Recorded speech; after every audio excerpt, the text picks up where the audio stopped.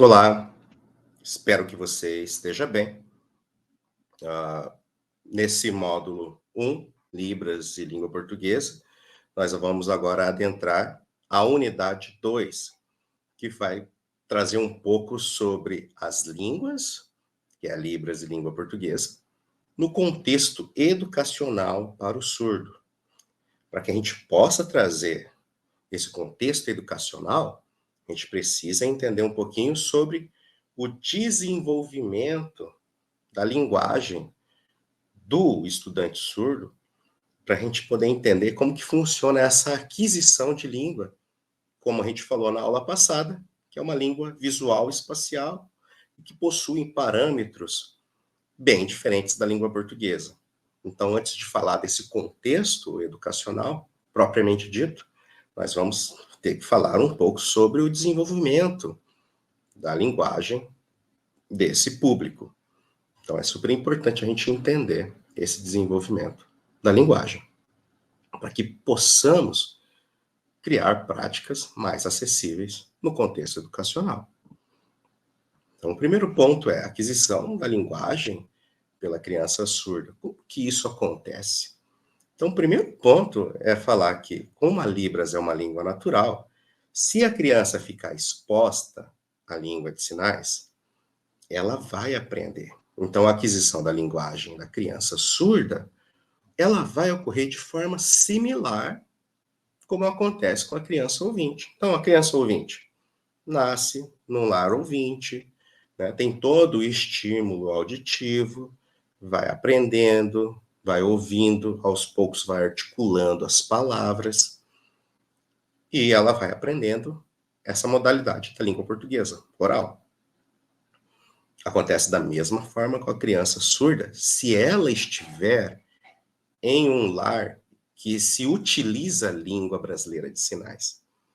Então, cerca aí de 5% dos casos de crianças surdas, filhas de pais surdos, utilizam a Libras. Então, esse dado é muito importante porque 90% ou até mais, essas crianças não têm contato na infância com a Libras.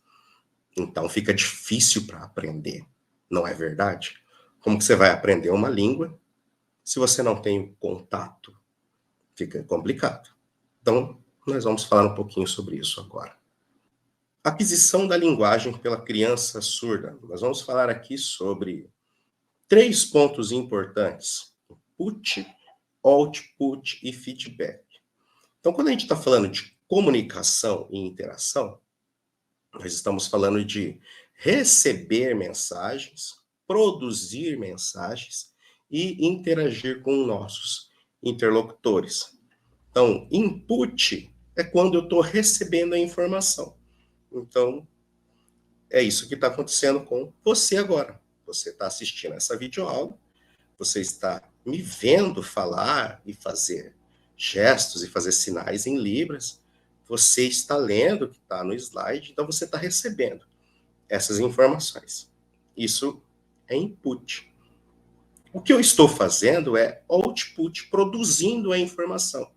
Eu produzi os slides, escrevi o texto, estou articulando as palavras para você. E se a gente estivesse num ambiente real, concreto, próximo um do outro, nós iríamos interagir, tá? Um com o outro. Isso a gente chama de feedback. Nos casos das crianças surdas, filhas de pais surdos, o input visual é favorecido. O que significa isso? Significa que as informações que precisam chegar é por meio desse canal que a gente chama de visoespacial. Então, tudo nesse espaço de sinalização que a criança vai recebendo é input visual. Então, dessa forma, a aquisição de língua, ela vai ocorrer de forma natural. Então, o pai é surdo e utiliza a língua de sinais, a Libras, sinaliza com a criança surda, aos poucos a criança vai aprendendo, naturalmente. Agora, não é o caso que acontece em mais de cerca de 90% dos casos. De 90%, praticamente, né, das crianças surdas, elas nascem em lares ouvintes.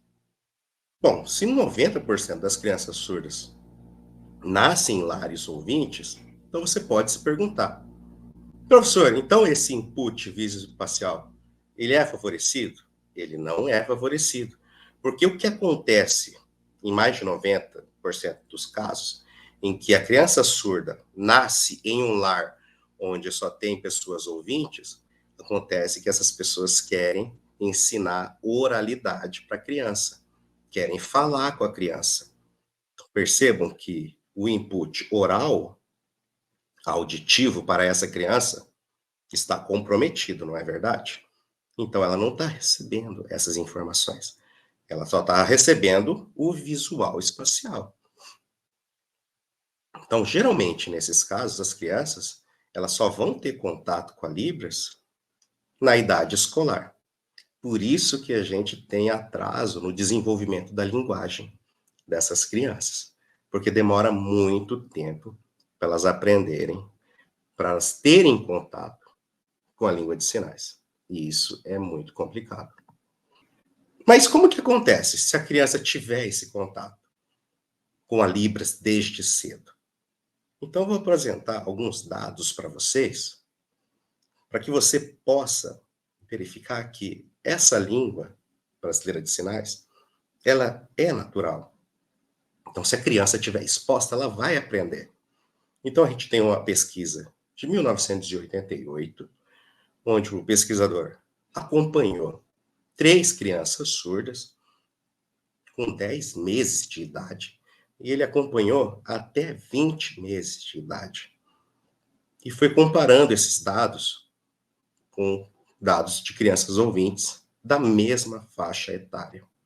Esse pesquisador verificou o seguinte, que aos 9 meses, os 2 grupos de crianças ouvintes e crianças surdas apresentavam ali os mesmos parâmetros. Eles faziam gestos, como apontar, agarrar, pegar.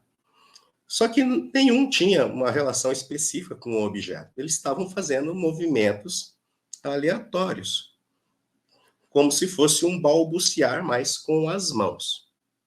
Isso até aos 9 meses. Então, está fazendo gesto ali. Entre 12 meses e 13 meses, já começava a apresentar alguns gestos de forma comunicativa. Começavam-se a combinar sinais para se relacionar com alguns objetos. Então, apontava o objeto, por exemplo, um copo, ou um brinquedo, ou uma pessoa, para que já pudesse interagir com o ambiente. Isso entre 12 a 13 meses. Então, a criança já começava a entender essa interação do movimento, que antes ela estava fazendo aleatoriamente, e agora ela já está organizando esse movimento com o intuito comunicativo. Entre 15 a 20 meses, as crianças surdas já apresentavam os primeiros sinais. Então, já começava a aprender sinal dos objetos que eram apresentados para ele naquele momento. E, em comparação, as crianças ouvintes já apresentavam os primeiros vocábulos, as primeiras palavras já estavam articulando ali. Reforçando que esse estudo foi baseado na ASL, que é uma sigla que significa Língua Americana de Sinais. E isso é importante porque, só para reforçar, que cada país tem a sua língua de sinais.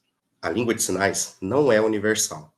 Cada país tem a sua. O Brasil, a Libras, os Estados Unidos, a língua americana de sinais, a França, a língua francesa de sinais, e assim por diante. Cada uma com características diferentes. São sinais diferentes. E no Brasil, como que funciona esse desenvolvimento da linguagem? Será que teve alguma pesquisa que fala um pouco sobre o desenvolvimento das crianças. Aqui, nós tivemos Carnop, na década de 90, né, já chegando nos anos 2000, que ela fez uma pesquisa com crianças surdas. Então, 8 meses a 1 ano e 1 mês, ela identificou um balbúcio manual, gestos sociais, como dar tchau, bater palma, isso que as crianças fazem. Então, ela chama isso de balbúcio manual. Ela está aprendendo a articular as mãos e entendendo esse espaço de sinalização. Entre 1 ano e 2 meses e 1 ano e 6 meses, esse balbúcio manual diminui e amplia gestos com objetos, diversidade social também diminui. Começa a enviar beijinho, fazer expressões faciais. Então, percebo que a criança já está aprendendo bastante sobre esse movimento visoespacial. E percebam que, como a língua natural, ela naturalmente vai aprendendo a lidar com esses sinais e entendendo como funciona. 1 ano e 7 meses a 2 anos. Então, diminui o balbúcio manual, gestos sociais sem mudanças significativas. O que são esses gestos sociais? Como eu falei no slide anterior, são esses movimentos que a criança faz, de dar tchau, bater palma, mandar beijo, enfim. Esses não tiveram mudança significativa entre 1 ano e 7 meses a 2 anos. E teve uma explosão aí no movimento de apontar. Porque o apontar na língua brasileira de sinais faz parte da gramática.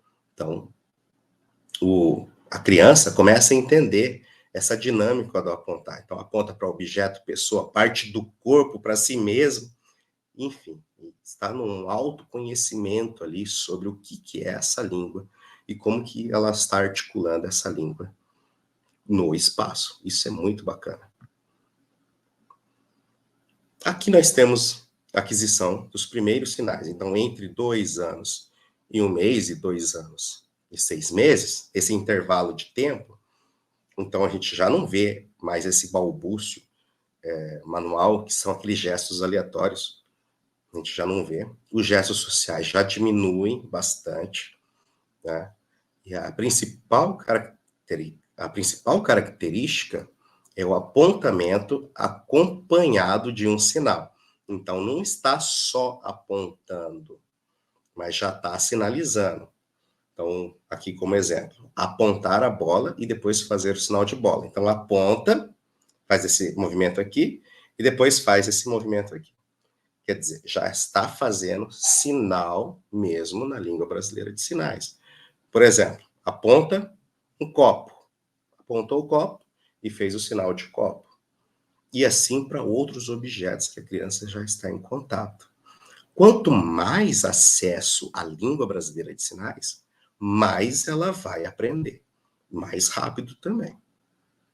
Sobre concordância verbal e os referentes.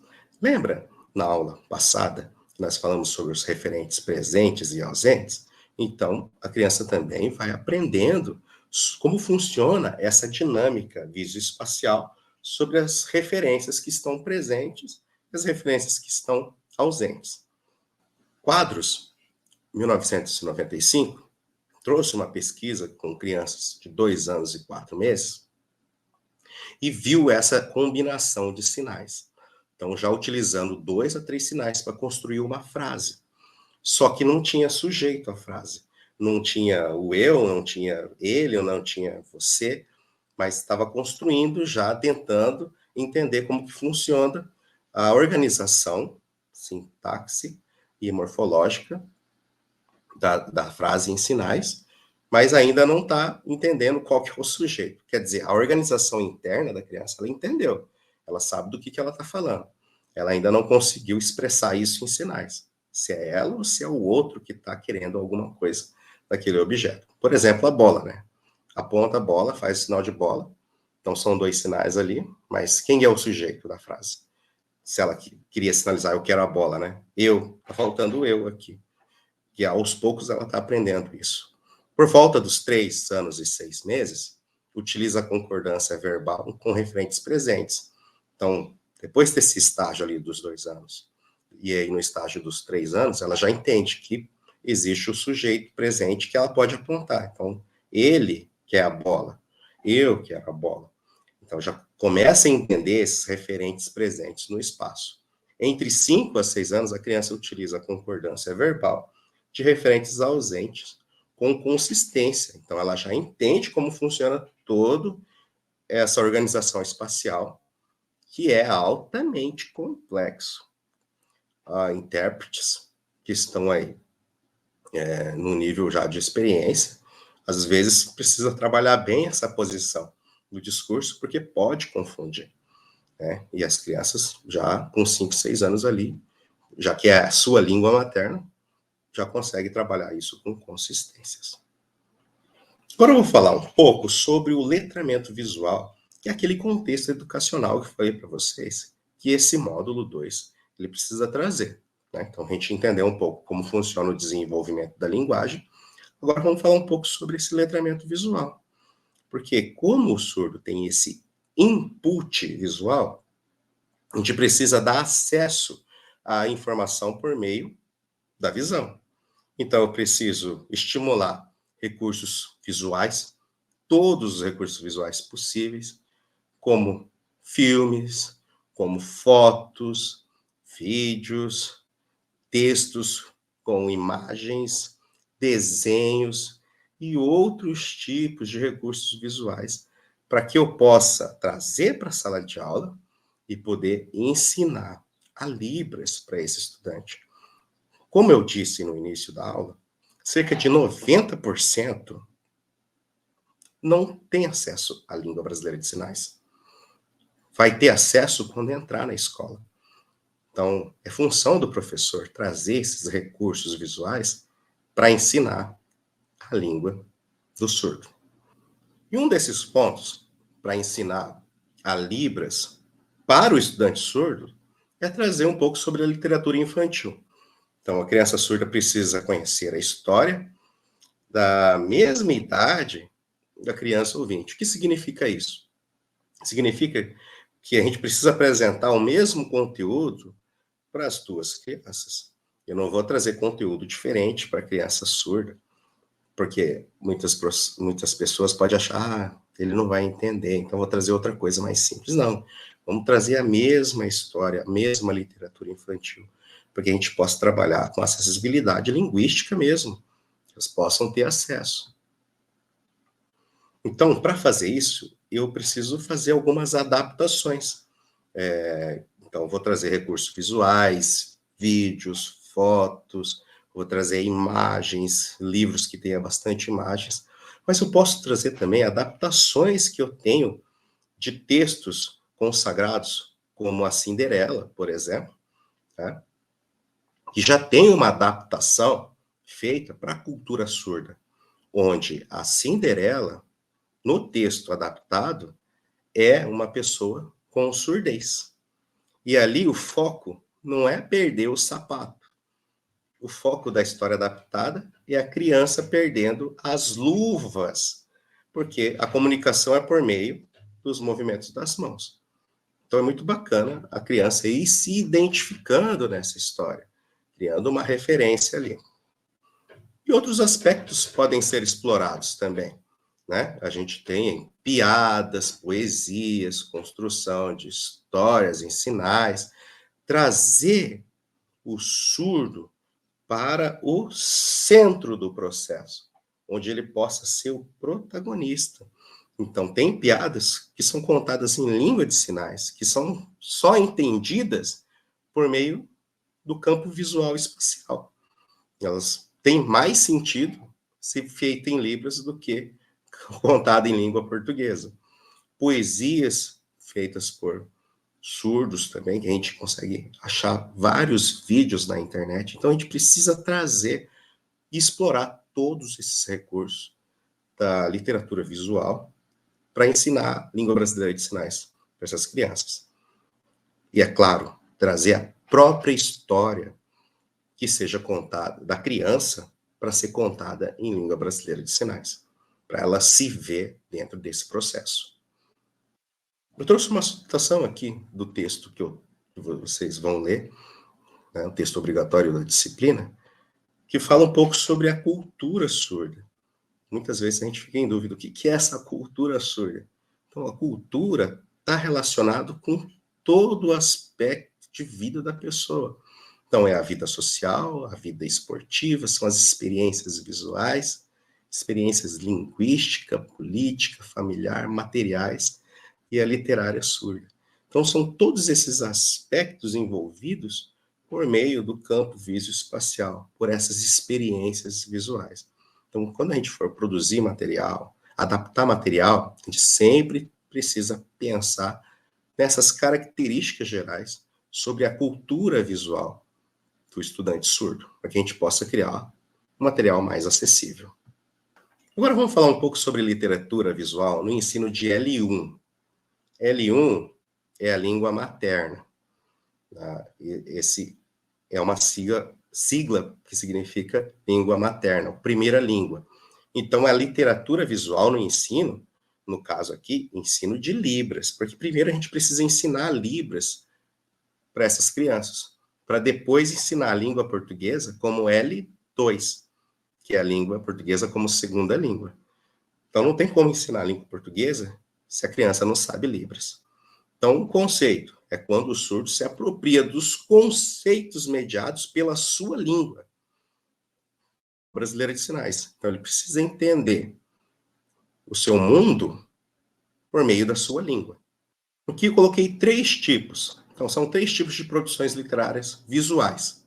Então, tradução para sinais de texto escrito. 2, adaptação de obras para a realidade do surdo. E o terceiro, produção de textos feitos pelos surdos. Então, o primeiro é pegar um texto e traduzir para sinais. O segundo é escolher uma adaptação de uma obra que foi realizada por um surdo.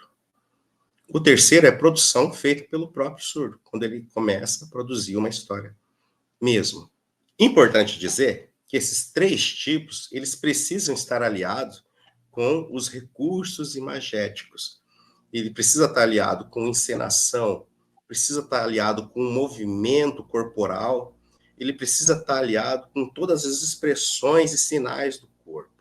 Então, eu coloquei aqui que, se você for trabalhar com qualquer um desses tipos, você precisa trabalhar com recursos visuais para que o aluno possa se apropriar disso e possa entender e possa aprender a sua língua materna. Então, alguns pontos eu coloquei aqui. Língua portuguesa para surdos. A Libras, para a gente ensinar a língua portuguesa para surdos, primeiro ponto, a Libras ela tem que estar no centro da aprendizagem. Então, primeiro aprende Libras, depois língua portuguesa. Importante trabalhar em grupos, para que um possa dar apoio para o outro. Um está aprendendo, o outro está entendendo melhor e um vai ensinando o outro. Isso é muito bacana, a interação em grupos dentro de uma sala de aula. Sempre, quando você vai ensinar a língua portuguesa para surdo, você precisa trazer um apoio visual. Então, vai ter que mostrar uma imagem, um vídeo daquilo para que o surdo possa entender o significado. Destaque nas palavras com cores diferentes, sempre associadas ao sinal em Libras. Então, você tem um textinho que você vai trabalhar com o surdo. Você vai lá, destaca as palavras que você quer trabalhar e sempre associa as palavras com o sinal. Então, trabalhando com cores, por exemplo. Então, lá, destacou vermelho, sinal vermelho. Destacou verde, sinal verde, e assim por diante. O quinto é você sempre atuar em conjunto com o AEE. O que é o AEE? É o atendimento especializado educacional, que acontece no contraturno. Então, a criança surda ele tem o direito de estudar, por exemplo, se estuda no período da manhã, no ensino regular, no período da tarde, ele pode ter um atendimento no atendimento educacional especializado, onde ele vai aprender ali elementos da língua de sinais, onde ele vai aprender sobre a sua língua, enfim, é um apoio que o aluno tem para a aprendizagem da sua própria língua num contraturno que acontece na própria escola que ele está. Importante, mega importante, O ensino da língua portuguesa para surdos é realizado na modalidade escrita. A gente não vai ensinar a oralidade para o surdo. Não, a gente vai ensinar ele a escrever a língua portuguesa. Isso é de suma importância, tá? Para que a gente não possa cometer nenhum erro lá no ambiente escolar. Etapas para o ensino de L2. Aqui eu utilizo a ideia de trabalhar ensino de língua portuguesa como segunda língua, utilizando a literatura infantil. A gente está trabalhando com crianças que adoram histórias, adoram imagens, elas já têm contato com isso em casa, por meio aí das mídias, por meio aí da televisão, onde passa desenho, né? Onde ela tem acesso a historinhas também, em livros infantis, pelas ilustrações, então elas adoram. Então, por isso eu pego literatura infantil para trabalhar o ensino de L2 com estudantes surdos. Então, trouxe algumas etapas aqui para ajudar você a pensar na produção de uma didática boa com seus alunos surdos. Então, a primeira etapa é você selecionar uma obra literária produzida em Libras. Nós temos muitas histórias produzidas em Libras que você pode achar no YouTube, por exemplo. A gente tem a história da Chapeuzinho Vermelho, que está toda traduzida para a língua brasileira de sinais pelo INES, que é o Instituto Nacional de Educação dos Surdos. Esse instituto, ele fica lá no Rio de Janeiro. E ele produziu muito material já adaptado na língua brasileira de sinais. Outro ponto, identifique animais, cores, lugares, nomes, família e paisagem na história, para que você possa ir destacando esses itens para ensinar como funciona a escrita de cada item desse. E para dar um contexto geral do processo da história mesmo. Na segunda etapa, selecione imagens da história e faça questionário para ser apresentado em Libras. Então, você vai pegar, selecionar imagens, vai criar questões para o aluno vir e apresentar a resposta em Libras, em língua brasileira de sinais, fazer a sinalização de uma palavra ou de outra. Não precisa ser uma questão em língua portuguesa. Você pode pegar a imagem da história. Então, se contou a historinha, por exemplo, imprima uma imagem da história e mostra para o aluno. Chama ele e fala para ele apresentar qual que é o sinal daquela imagem. É claro que você trabalhou isso antes, né? Você vai ter que trabalhar as imagens e os sinais antes. Isso com os alunos surdos e com os alunos ouvintes. Então, essa é uma ideia para a gente ir trabalhando no contexto da sala de aula. A terceira etapa. Quando você for iniciar a história, explore os personagens, as imagens e os sinais em Libras. É importante. Aí você vai falar assim, professor, você falou que ia trazer etapas para o ensino de L2, ou seja, língua portuguesa escrita. Mas, de novo, você está falando de ensino de sinais, ensino de Libras? Por que eu estou falando de novo disso? Porque não tem como eu ensinar língua portuguesa sem ensinar os sinais. Então, ler sinais precede ler e escrever palavras. Então, eu preciso sempre trabalhar com a língua de sinais para trazer depois a língua portuguesa. A quarta etapa. Após assistirem o vídeo em Libras, faça uma roda de conversa, cada aluno pode falar o que entendeu. Aí você pode trazer questões em Libras, você pode trazer questões em língua portuguesa, e você traz o intérprete, ele fazendo uma parceria com você na produção dessas histórias. É importante essa parceria, porque o intérprete tem o conhecimento da língua de sinais e pode te ajudar bastante nisso. Então, o ensino de L2 para surdo, a gente pode entender da seguinte forma. Quanto mais o estudante conhecer Libras, mais ele vai aprender o português escrito. Isso é certo. Quanto mais aprender Libras, mais aprende a escrita. O professor, você é professor, você não pode escapar dessa também, não. Você precisa conhecer a língua brasileira de sinais. Você não pode falar assim, tem um intérprete lá, deixa com ele. De jeito nenhum. Você vai ter que aprender a língua de sinais para ensinar para os seus alunos ali. O intérprete, você faz uma parceria com ele. A metodologia e o ensino é por sua conta, certo? Isso tem que ficar bem explícito. E para isso você vai sempre utilizar recursos visuais no apoio da escrita e trazer o estudante surdo para o centro do processo. Isso é muito importante para que ele possa aprender, de fato, a língua portuguesa como segunda língua.